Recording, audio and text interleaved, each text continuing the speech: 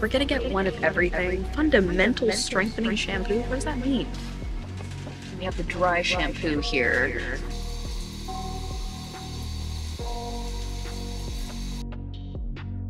Blake Lively has been a rather inoffensive and positive figure in the media for probably as long as I've been alive. Her only real negative attribute is that repugnant man she decides to let escort her around the red carpet occasionally. If you've scrolled a couple times on your For You page on TikTok, you would know that she's starring in a movie called It Ends With Us.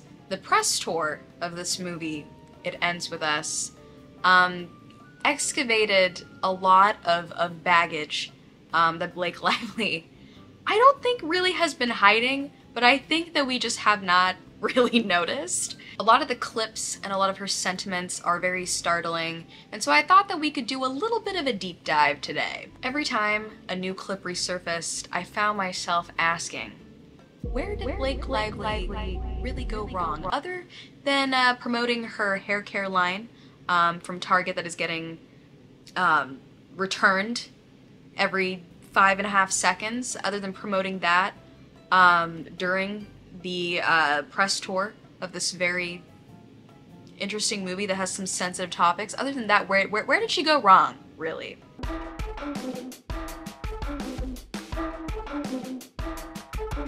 It's right behind me, isn't it? I'm just really honestly perplexed by the shape of it. It's like really, like, this is disorienting to even really look at, but we're gonna get one of everything, I think is kind of the plan here. Fundamental strengthening shampoo? What does that mean? That's weird. That's weird. And if you were married on a plantation, you should not be using the word fundamental at all. God, the font is giving negatively. It's giving negatively. Well, I'm trying to decipher the logo. I don't know what that is. This was a Fiverr purchase, I think. Her whole philosophy is that she does not use conditioner, which I don't know if I agree with. So we're gonna get the nourishing shampoo, the hair mask, and the dry shampoo. Have you heard anything about these products? I've heard... Here's the thing, like, I've looked about it online, but honestly I haven't really, like, what's her face? Blake Lively. Yeah, exactly.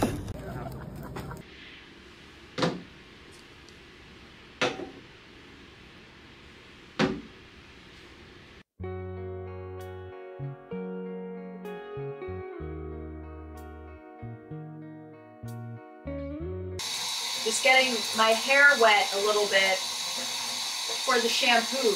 One of my issues with this shampoo is that it just does not lather. Like, this is like the most that it lathers, which is really irritating, and I don't feel like my hair is ever getting washed when I use it. For the last like 2.5 weeks, every time I've washed my hair, I literally feel like I just spread the grease around on my scalp, and that's it. That's it. It just never feels clean, because this is the most lather that it gets. This is not a lather. This looks familiar to me, certainly, but this is not a shampoo lather, is all I'm saying. We should rinse. We should rinse. So next, we're gonna use the conditioner, the Nourishing Fundamental Strengthening Mask. It smells like... I don't think I'll be allowed to say what it smells like, but... I can't imagine anyone has gotten to the end of using this. Why are you gonna have to, like, dig into the crevasse of the container to get, like, do not make me insert like this. Like, that is highly uncomfortable. So I have like a really generous coating of the hair mask, and I'm gonna leave it on for 2 minutes. Since I have 2 minutes, I'm gonna do what I do every time I have 2 minutes, which is check on my clan on Clash of Clans. Not sponsored. I just really enjoy the game.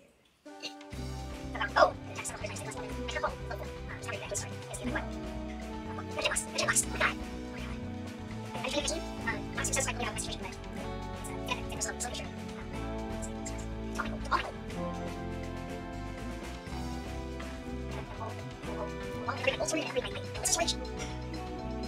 I think it's been 2 minutes. I think we're good. I think it's time to rinse.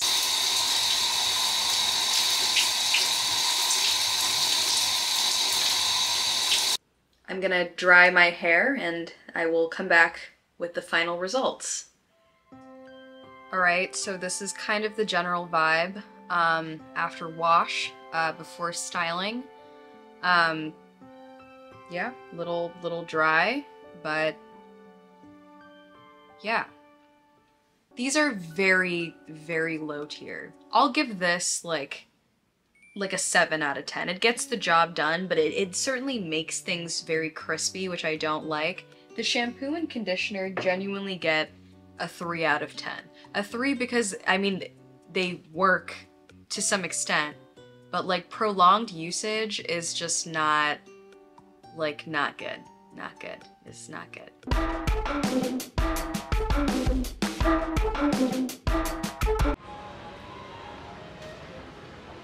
We're here at the AMC. Let's go!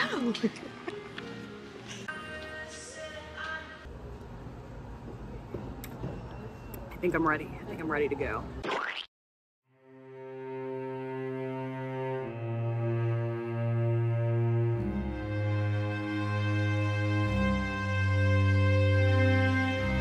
I have very mixed feelings about this movie that skew very violently towards, like, indigestion, I think. The dialogue in this movie, which I feel like I can't completely attribute to Blake Lively herself, it just comes straight out of a Wattpad fan fiction, word for word. Blake Lively's character is literally named Lily Blossom Bloom, and she owns a flower shop. They make fun of it in the movie. It's very funny. It's very funny. The story itself is based off of a book by Colleen Hoover. I think that Colleen Hoover and Blake Lively seem to be a little bit similar. Birds of a feather flock together, as they say. Something very interesting about the book, It Ends With Us, is that Colleen Hoover did not want a trigger warning for this book because it kind of gives the plot away, which is a really crazy reason to not have one of those. Personally, I just think that audience satisfaction kind of trumps tricking people into like reading your like weird, shitty like fan fiction novel, but that's just me. The movie was triggering, but not for the reason that you think it probably was. I'm not the type of person that thinks that every single movie needs a trigger warning. I think that if that's something that you struggle with, there are great resources that you can use to figure out if you want to see a movie or not. But honestly, this movie, with how it was marketed, and just the way that it was put together, it needed one, like, badly. The topic of DV, as they say on TikTok, was very much romanticized, and they made it just seem like very like whimsical, which in my opinion, it feels like it could be hard to do. I don't know, I feel like I could not do that without really kind of trying. So very, very interesting, very interesting. This is the brainchild of a lot of very well-adjusted people who have definitely experienced this. But I think how romanticized it was, paired with the way that Blake Lively spoke about this whole situation on the press tour, in the interviews, it just leads this to be one of the most bizarre things that I have ever seen. Justin Baldoni, who is the director of this movie and also Blake Lively's co-star, he is the Bodman in this movie. He does not appear in any of these interviews alongside with Blake Lively, which I think is what kind of sparked a lot of conversation about this. If we want to get into like the petty drama of this situation, she follows everyone from this movie except for him, which, you know, that's telling. She's come out talking about a very particular thing that happened on set that made her uncomfortable, claiming that he fat shamed her. I guess he like notoriously has like back issues or something, and he needs to carry her on his back for one of the scenes, and so I guess he inquired how much she weighed, and it was something that made her uncomfortable, which, I mean, judging from the way that she acts like in most of these interviews, I'm like, if that makes you uncomfortable, like you would be horrified if you were sitting where I was sitting and watching you sit like this in an interview in a floral dress and talking about DV the way that you've been talking about it, but that's neither here nor there. He's been a bit classier about his rebuttals. People have been kind of asking him if there's going to be a second movie with the two of them together, and his response, very funny, he basically said that he thinks that Blake Lively should be the director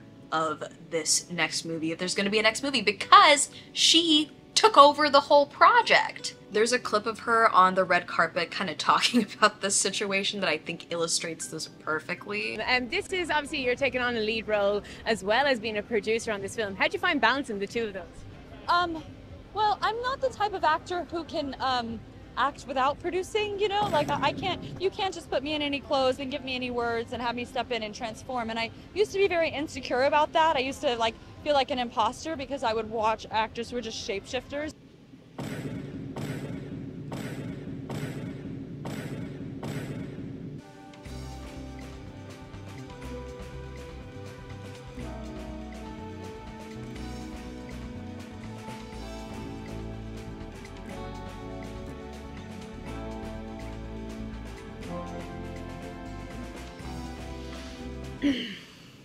Let's continue.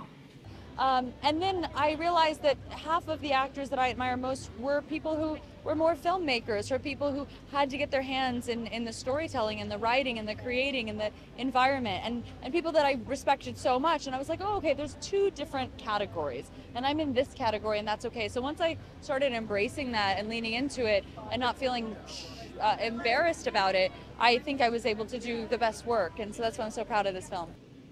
So you're annoying, is all I'm hearing. I think it's totally possible to be an actor and a producer and be able to like inject your ideas into the projects that you're doing. I think it's really important, if you're a creative person in general, to give like your feedback, especially if you are kind of like a veteran in the field. It's like, you know, people bounce ideas off of each other, and like you are the only person that knows like your own real ability in these projects, so it makes sense. But I think her explanation behind it leaves me feeling like she's just, what's the word? It's like very much like pick me energy, I think is what it is. Because you're saying like, oh, there's some actors that you just put them in a costume, you give them their little lines, and they jump up and down. You feed them peanuts like a circus monkey, and they get the job done. But me and my grotesque husband, we just love to leave our sticky little fingerprints on every project that we work on. I get it. I get it. But, like, it's just, like, this very, like, holier-than-thou type attitude, which doesn't make much sense because this movie is really nothing to be very proud of, in my unprofessional opinion. But as an ex-AMC Stubbs member, I think that I have something to say, and I think that I should be heard, is all I'm saying. She rewrote parts of the script of It Ends With Us during the writer's strike, which is distasteful. I have nothing else to say about that. She also recut the movie with the editors of Deadpool. While watching the movie, I found a lot of it to be really jarring, and then after further doing research on the parts that I found to be very jarring, I found out that most of those parts she was pretty instrumental in, so that was not super shocking. One of the lesser things that was jarring but difficult to avoid noticing was the music.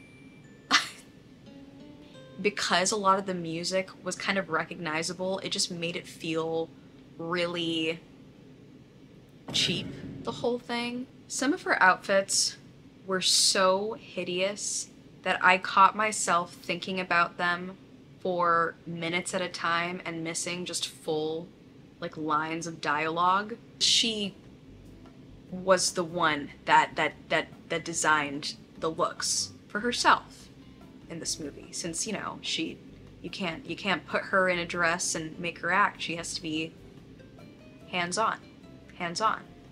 This is one of the most offensive things that I have seen in my life. In my whole life. I am... Oh my god. I'm like actually looking at it for real and it's like freaking me out. The exposed boxer is so vile and so offensive. Like, this outfit is bad. The patterns are bad. It's bad. The whole thing is bad.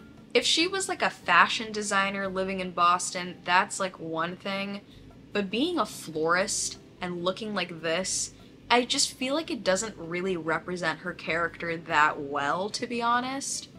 Oh, she's a little quirky. Okay, well, her personality is pretty bland. So I don't really know why this character would be wearing these outfits. But I feel like she tries very hard to be not like the other girls, and I feel like she's kind of like going through something. Pumpkin spice latte, please. I want it freezing, though. Actually, I just want a regular coffee. Those white girl pumpkin spice lattes annoy me. I'm in love. Name? Senorita Awesome. Where she's trying to like differentiate herself from other people, and maybe she can't really like pull off wearing these things just like in real life, so she's like cosplaying. She took most of the clothes out of her own wardrobe, Ryan Reynolds' wardrobe, and also Gigi Hadid's wardrobe, who is her bestie, I guess. And honestly, yeah, she totally did, because that's what these outfits look like. These outfits look like they came out of Blake Lively, Ryan Reynolds, and Gigi Hadid's wardrobe. Like, very literally. Even talking about the costuming this much in a movie that is about something that's so sensitive feels so tone deaf. It feels like she's on this Barbie tour. It feels like everyone was so obsessed with the costuming in Barbie. She's just trying to like do the same thing. And it's so tone deaf. It's a little embarrassing. I'm feeling like imposter. I might just be a monster.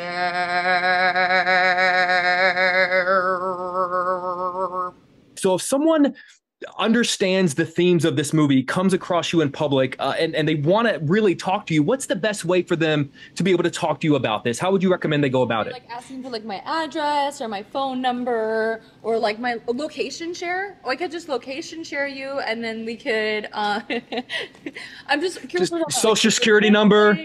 I'm a Virgo, so I'm Yeah. like, are we talking? It's very interesting to me because I think that the question being asked to her is, how would you react if people came up to you to try to talk to you about this? I think talking about the movie in the frame of, oh, like this can be enjoyed by people who have not experienced this as well, instead of focusing on people who have experienced things like this and the impact it could make to tell the stories of people who have been wronged, is definitely a very interesting angle, and I think it just kind of shows her lack of tact and her attitude towards the whole thing, and like maybe like her disinterest of like actually diving a little bit deeper about this topic, but that's just kind of my take on it. I think the space between them on the couch is so telling. It has also kind of dawned on me that she's sitting that way because she just wants to show her entire outfit, which must be a Virgo thing. She's promoted her alcohol brand during this entire press tour, which is really weird because she does not drink. Like, weird, but so on brand for her. Like, incredibly on brand for her. People definitely called her out on this. This is seeming very much like a cash grab. She made an Instagram post about it. Her caption says, "Drinking isn't my thing, but for fuck's sake, flavor is."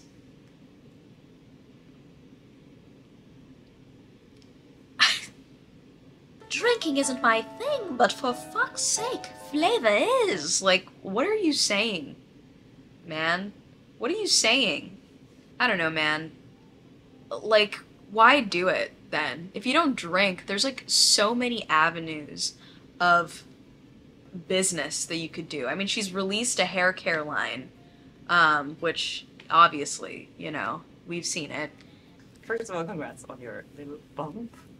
Congrats on your little bump. What about my bump? You've got two nice ones. And these, they are kind of bumps, aren't they? Did you guys love wearing those kind of clothes that you... Yeah. Yeah. And you know, working in Everyone digital. wants to talk about the clothes, but I wonder if they would ask the men about the clothes. I would. I love Jesse's suits and how that's what I'm saying. His That's basically all we need to see of that one. Really dark energy with those few seconds. Recently, that interviewer came out and spoke about how she actually cannot have children. So she said it was a little bit of a bad experience, which, you know, yeah, if Blake Lively... Oh, this is such a mess. This is such a mess. Wow. There's no subtlety to how uncomfortable this woman looks. And honestly, I think also being in the industry and experiencing people being rude to you and not having to, like, not having the ability to react properly can be very tough. I mean, if Blake Lively said something to me that made me uncomfortable, I'd think about it for a while, probably. I think that when you are in a position of some type of power, some type of influence, I think a lot of people don't really acknowledge the impact that their words have on other people. I don't know. I mean, maybe Blake Lively lives in a world where people call her fat every day. It's possible. It's certainly possible. But just so interesting to, like, clap back like that and laugh. Yeah, I mean, it's mean-spirited. It's what it is. I'm really interested to know what you guys thought about these various disturbing things that we have discovered together today. If you enjoyed this video, I would encourage you to give it a thumbs up, and please, literally